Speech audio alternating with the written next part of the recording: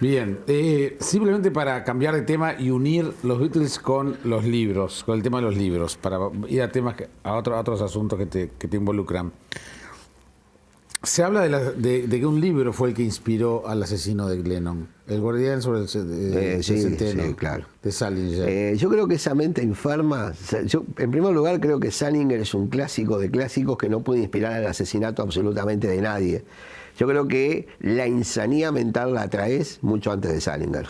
Es como que dijéramos que no sé, Charles Manson se inspiró, digo un disparate, pero que se inspiró en Faulkner bueno, es un disparate.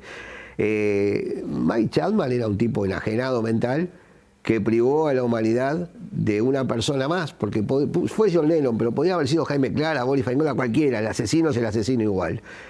Apuntó a un tipo que a él le marcó en la adolescencia, en una época de quiebre, y se inspiró en algunas letras de las canciones de Lennon para justificar lo injustificable que es una muerte, más allá de quién sea la muerte, en este caso fue Lennon.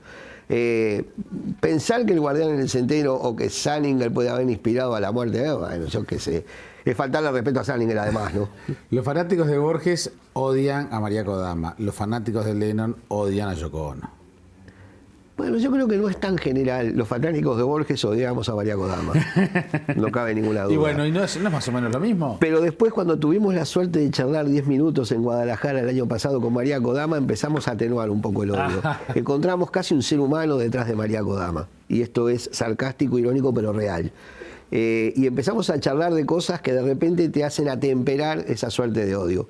Yo nunca odié ni nunca tomé a Yoko Ono como culpable de la disolución de los Beatles.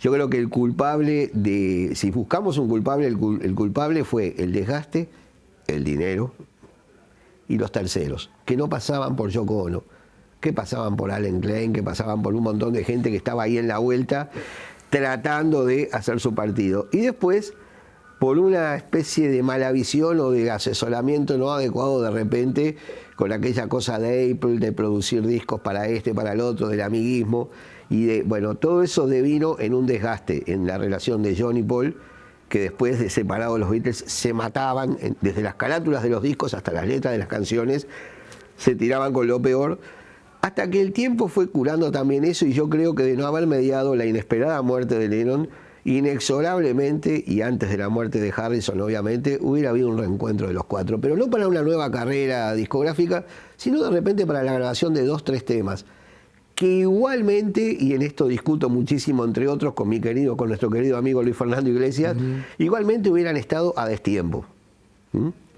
Pero te hubieran dado el placer de volver a ver a los Beatles tocando como grupo.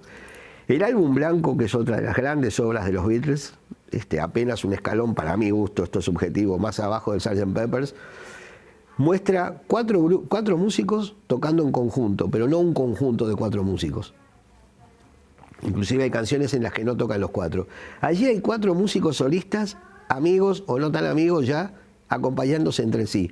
Pero no existe esa mancomunión que había en los discos anteriores que marcaban sin duda que ahí se actuaba como grupo. Aunque en la interna no fuera tan así, te permitía ver que sobrevolaba el espíritu de conjunto. Y había acciones en conjunto y en grupo. El álbum blanco ya marca notorias diferencias. Igual tiene composiciones soberbias y se nota ya y más una libertad un poco más explícita hacia la creatividad de Harrison, que fue siempre una especie de monstruo dormido. Porque el ser el tercero atrás de Lennon McCartney, o a la inversa, no era fácil. Sin duda. Bueno, ocupás un cargo a nivel iberoamericano en un grupo de editores, te permite ver la realidad del libro, de la distribución del libro, de la edición del libro desde otro lugar, desde otra distancia. Fue como un comentado la semana pasada que la presidenta Cristina Fernández le llevó de regalo un libro de Alberto Metol Ferré, editado por una editorial uruguaya, de regalo al Papa Francisco. Ese libro no puede entrar a Argentina por disposiciones argentinas, es muy curioso. ¿Qué está pasando con el libro y el libro como objeto cultural, de intercambio cultural entre los países?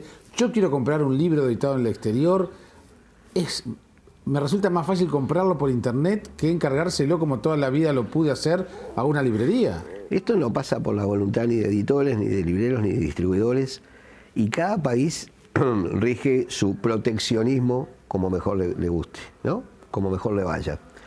Acá hay una suerte de proteccionismo del gobierno argentino que en el caso específico de los libros, yo sé que se da en un montón de cosas, en medicamentos, en cuestiones oncológicas, digo. Estamos hablando de los libros. En el caso específico de los libros, es lo más injustificado que puedas pedir. Hace 4 viernes tuvimos la suerte de ser invitados en Aladi a conversar sobre la libre circulación de libros e ideas. Básicamente lo enfocamos al Mercosur. No puede ser que nosotros tengamos que ir a la Feria de Buenos Aires con un stand de la Cámara Uruguaya del Libro, hablo de nosotros los uruguayos y los que estamos insertos en este negocio, poco menos que llevando libros de contrabando con la promesa de que entramos 15 cajas pero sacamos 15 cajas. Si nosotros vamos al stand a exponer los libros y teóricamente a venderlos, no vamos a llevar la misma cantidad de libros que traemos. Tenemos que firmar un compromiso que si entran 15 cajas, salen 15 cajas. Si entran 50 cajas, salen 50 cajas. No puede ser, yo estuve hace una semana y días en la Feria de Santa Cruz de la Sierra, una feria local, ya internacional, en crecimiento de expansión brutal. Bolivia es un país que está trabajando muy bien en el mundo editorial. No existen libros uruguayos. De vuelta para Uruguay pasé por Asunción. Inauguramos la Feria de Asunción, hicimos un homenaje a Eduardo Galeano. No existen libros uruguayos. Las ediciones de Galeano que hay son mexicanas y o argentinas, en el mejor de los casos. Pasadas desde la frontera en contrabando, en valijas, para que puedan estar en Paraguay. Cuando hay el mercado negro de los libros. Y obviamente, pero cuando vos entrás a analizar todo esto, Jaime, el libro está exonerado de IVA en todos los países de América Latina, excepto Chile. Chile es la única excepción que tiene un 19% de IVA. El libro está regulado en casi todos los países de América Latina, excepto Argentina todavía, por una ley del libro, en la cual se contemplan exoneraciones especiales para el libro como vehículo de cultura. Vale decir, exoneración de tributos, de gravámenes, de impuestos, desde lo cual podría uno deducir que se apuesta a la libre circulación. Si vos querés salir de Argentina con una caja de libros, con 40 libros iguales que los precises de apuro, la AFIP o la aduana te los detienen en Buenos Aires. Y tenés un problema similar, a veces, no siempre, aquí. Entonces uno se pregunta, si hay un tratado firmado en Aladi por todos los gobiernos integrantes del Mercosur, todos, los plenos y los observadores, que data del año 98, que tiene un articulado de 47 artículos cada uno con sus diferentes incisos, y donde está claramente especificado que la partida 49.01 que hace al libro debe estar libre de todo tipo de gravamen, con libre circulación asegurada en las aduanas. ¿Cómo es posible que nosotros no podamos entrar al mercado argentino o tengamos que hacer unos expedientes carísimos desde Argentina para importar libros a Uruguay? No he encontrado nadie que me dé una explicación lógica a esto. Y esto es parte de lo que hablamos y tratamos de denunciar, entre comillas, en Aladi cuando nos correspondió hacer uso de la palabra. Yo no le encuentro la explicación a esto. Pero lo que es peor es que no podamos aunar esfuerzos para transformar esta cosa que es utópica de que haya libros uruguayos en Argentina. Tú conoces perfectamente, porque es tu ámbito y porque te gusta, las librerías de Argentina. Y has ido a la librería del Ateneo, a la famosa, sí, donde estaba el Splendid y toda esta historia. Yo te desafío a que busques y encuentres 10 libros uruguayos. Cualquiera, 10. Estoy seguro que en todo ese mundo de libros no encontrás 10 libros uruguayos. Sí encontrás autores uruguayos editados en otras partes del mundo, pero no encontrás libros uruguayos. Hablábamos del libro de Metol Ferrer. Si hay una editorial que ha crecido aquí en Uruguay últimamente, es la de Martín, es Home, es Estuario, que está editando con mucha calidad, muy bien, y con una serie de narradores, pienso en Espinosa, pienso en un montón de autores que ha editado, que bien podrían estar trabajándose de otra manera en un mercado tan cercano y tan afín con nosotros como el argentino. Pongo a Argentina como ejemplo, porque estamos a 20 minutos de vuelo, a 2 horas y cuarto de un barco que nos cruza. Entonces es inexplicable, pero no es inexplicable solamente en el caso de uno de Estuario, es inexplicable que vos en una feria te engalanes el stand con Lonetti, con Benedetti, con Galeano, con Felisberto Hernández y apenas tengas libros de ellos. Y que no puedas participar de la feria de San Pablo, o de la de Caracas, o de la de La Paz en Bolivia, o la de Santa Cruz, o la de Asunción, o la de Quito, o la de Guayaquil, con productos uruguayos. Pero ¿y qué hacen los gobiernos? Porque se supone que los gobiernos también tienen Y bueno, una los política gobiernos cultural. hicieron este articulado, los gobiernos que hicieron este articulado en el año 98 han ido cambiando y ni los actuales ni los anteriores han podido o han logrado solucionar el tema. Yo sé que no hay soluciones Pero si los mágicas, gobiernos ¿no? lo hacen, pero perdón, a ver, no me entra en la cabeza, Boris. Si yo redacto, o si un gobierno redacta algo perfectamente como lo redactó, o redacta otra cosa para mejorar o para solucionar un problema, si es que hay voluntad.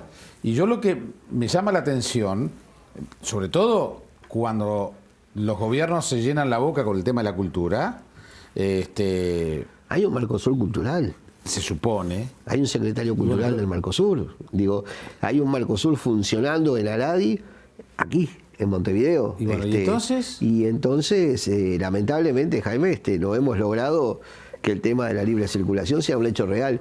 Un expediente de exportación de Argentina, con sus gastos de flete, con todo lo normal de un expediente, te cuesta más del doble que uno desde Barcelona. Entonces, a partir de este razonamiento, cuando a nosotros tantas veces nos preguntan por qué están tan caros los libros en Uruguay, por qué son tan caros los libros, porque es caro el ingreso del libro a Uruguay, es caro.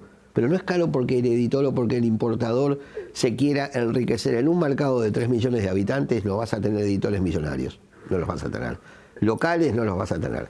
Ni vas a tener libreros millonarios, ni vas a tener distribuidores millonarios. Vas a tener gente que la tiene que pelear en un mercado reducido, cualitativamente muy dotado, pero cuantitativamente acotado. Somos 3 millones hace 40 años. 3 millones 100, 3 millones 200, no somos más que esto. En definitiva, tenemos lectores muy calificados, pero pocos, porque el país es poco. Entonces, cuando la producción no puede ser grande, cuando la importación no puede ser grande, si a todo esto le sumas costos enormes de ingreso, de egreso, absurdamente, porque no debiera ser así, ahí se complica la cosa y ahí se encarece. Entonces te encontrás con que más allá de diferencias cambiarias coyunturales, vos te vas a Buenos Aires y el libro X cuesta la mitad de lo que cuesta acá. Entonces puede haber una diferencia, pero nunca de la mitad, nunca. No puede ser el doble el precio de un libro aquí que en Buenos Aires. O comprado en el exterior vía internet. Hoy me resulta mucho más fácil a mí comprar por internet. Entonces, ¿te imaginás que no me causa ninguna gracia? A nadie. Queremos fortalecer las librerías, queremos profesionalizar las librerías, queremos que Uruguay retome esa costumbre de librerías superpobladas de libros de punta, de bestsellers, por supuesto, pero también de los libros de fondo, de los catálogos, de libros clásicos y demás. Y a veces, para los libreros que no son grupos enormes, para los libreros independientes, así como para los editores independientes, se complica.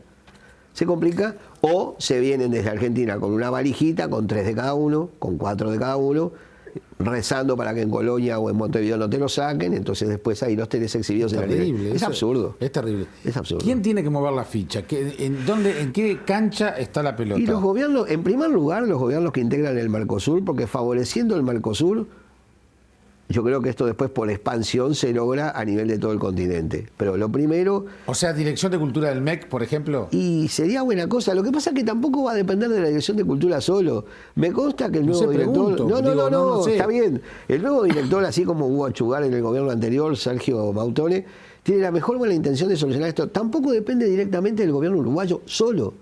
Esto es, o sea, reunión para del bailar Mercosur, tienen que bailar los dos. Entonces, Cancillería, direcciones de cultura, secretarías de cultura, ministerios de cultura y educación. Por ejemplo, se supone que hay un agregado cultural de la Embajada Uruguaya en Buenos Aires. Sí. Se supone. Sí. Bueno, lo hay. Soluciona bastante lo que puede solucionar a medida. ¿No es posible a través de la Cancillería Uruguaya, la Dirección de Cultura, el agregado cultural en Buenos Aires, en Brasil, el juntar, el convocar? En los papeles no solo sería posible, sería hasta sencillo. Hasta sencillo. Bueno, entonces es un problema de voluntad. Hay una frase que dijo el delegado de la UNESCO en Aladi, que yo la tomé literalmente porque me interesó mucho lo que dijo.